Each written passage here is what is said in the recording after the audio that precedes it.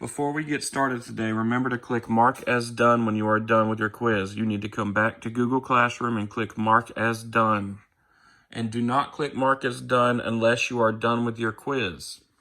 Okay, so you do have a quiz today. It is a quiz grade. It's called Multiplying Fractions Quiz in Big Ideas Math. It does go in the grade book, so I need you to take your time and answer carefully. It is easy. It's what we've been doing all week, multiplying fractions. As you can see, these are your problems. I've made it so that none of your problems have to be changed or converted into a mixed number when you're done answering, so you're welcome. But you will need to simplify, so I'm going to help you with that problem right there with simplifying in just a minute. That problem is not on your quiz because this is a quiz. I'm not going to help you with any of these problems. I'm going to help you with types of problems, though. For example, I'm going to help you with one of these types of problems that we worked on. Remember, using order of operations. Example for number 10, you're going to do 2/3 times 1/8 first, and then whatever answer you get, you're going to multiply that times 3. Remember to put a 1 underneath the 3. Remember, you can put a 1 underneath any whole number to make it a fraction. For number 11, you're going to add 1/3 plus 1/3 first, and then you're going to multiply whatever you get times 4/5. I'll give you a hint for this one.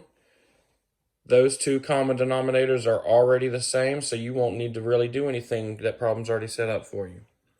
And for this one, you're going to do 3/4 minus 5/12 first, and then multiply that times 6/7. So I'm going to help you with simplifying those easy problems that we had at the beginning.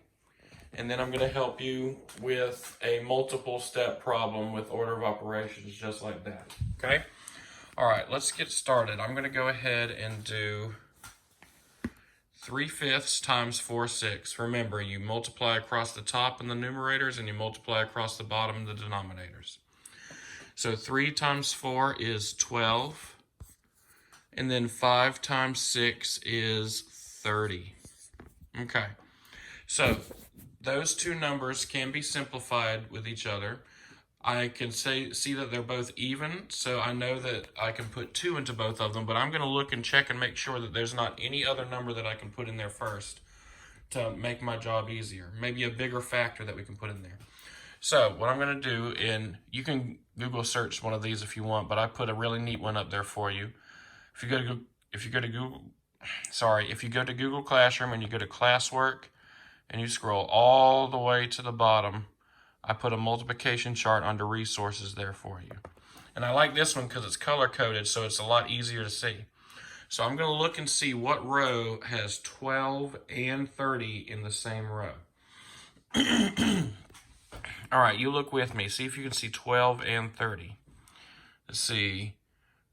I see 12 right here, and I see 30. So 3 is a possibility. 12 is right here in the 2, and 30 would be down there. And we already decided that we could divide by 2 because they're both even, but we're trying to find a bigger number. So we need something bigger than 3, and if we can't find anything bigger than 3, then 3 is our number.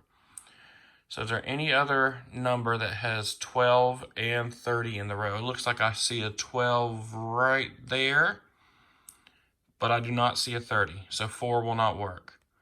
I see a 30 right here in the 5 row, but there's no 12. What about 6? There's a 12, and there's a 30. So 6 would work. And I'm thinking, I don't think that there's any other number that's going to work. So we're going to go ahead and divide by 6. Excuse me.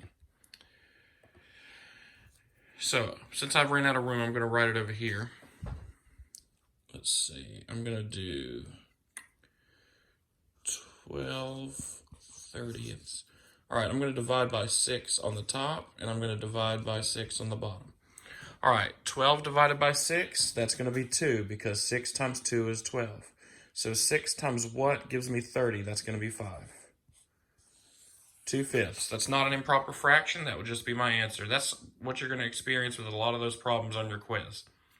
You're not going to have to change them to improper fractions today. Just make sure you simplify. That's the most important part. Okay? All right, let's go to this problem.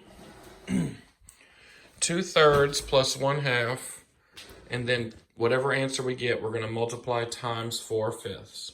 Okay? So we're going to start with this problem first, this part of the problem.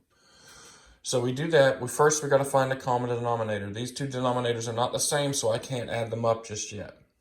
So I need to figure out what 3 and 2 have in common first, what their LCM is. So I'm going to make my T-chart. Let's see, 3 and 2. I'm going to skip count by 3s, writing the multiples of 3. 3, 6, 9, 12. All right, and now 2. 2, 4, 6, 8, 10, and 12. I can already see they have 12 in common, but if you look, they have 6 in common first. Okay?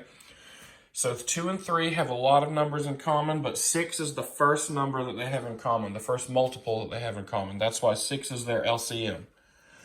So we're going to change our denominators to 6. That's what our common denominator is going to be. Now, 12 would work. A lot of other numbers would work, but we'd just have to simplify a lot more in the end of the problem. Okay? So we're going to go ahead and use our LCM to do this problem so that we won't have to simplify as much in the end. All right?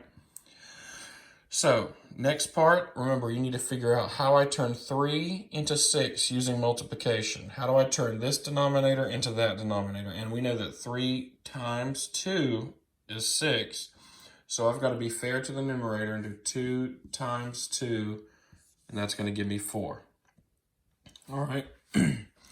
Now I need to figure out how I turn 2 into 6. Well, if 3 times 2 is 6, the commutative property says that 2 times 3 in the reverse is also 6. So 2 times 3 is 6, and I know that 1 times 3 is going to be 3. So now I need to add these up. That's going to be 7, 6. Remember, you add the two top numbers, the bottom number stays the same. Okay? Now, we're not done yet. Now I need to multiply times 4/5. So I need to do 7, 6 times 4/5.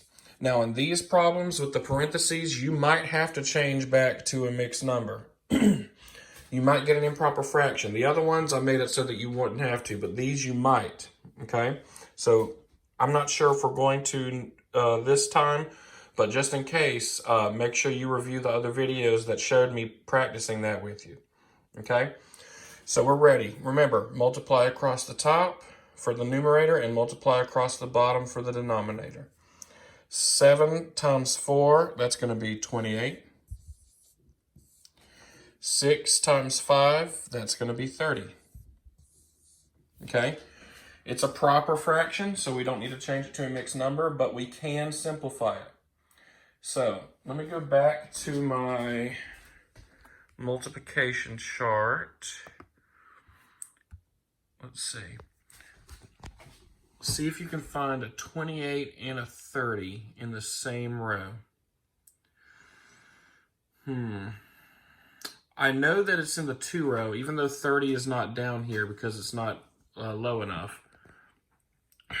And they're both even. 28 and 30 are both even. So I tell you what, since we're having trouble finding it, let's just go ahead and divide by 2. Remember, we did this yesterday. Sometimes if you got bigger numbers, just go ahead and divide by 2 if they're both even to make it a little easier for you. And who knows, it might be in simplest form. 2 might be the only thing that works. Excuse me. So 28 divided by 2.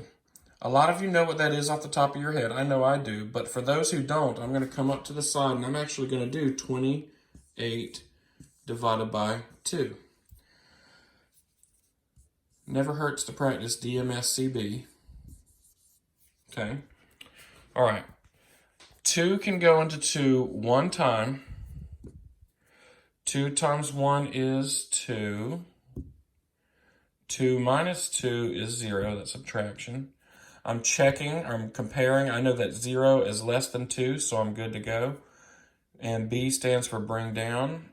Now I have 8. Now I start my algorithm all over again. Remember, this is a review of long division.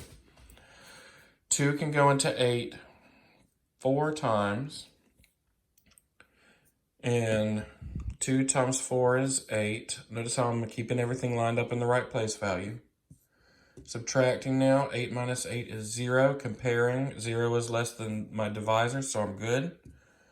And I have nothing to bring down, and I have no remainder, so 14 is my answer. 28 divided by 2 is 14. Okay? Now, 30 divided by 2. We've done this several times in class. Everybody should know that that's going to be 15. And 14/15 is actually the simplest form. So we were right. 2 is the only number we could have divided by. So 14/15 is my answer there. Again, this is not a problem that's on your quiz.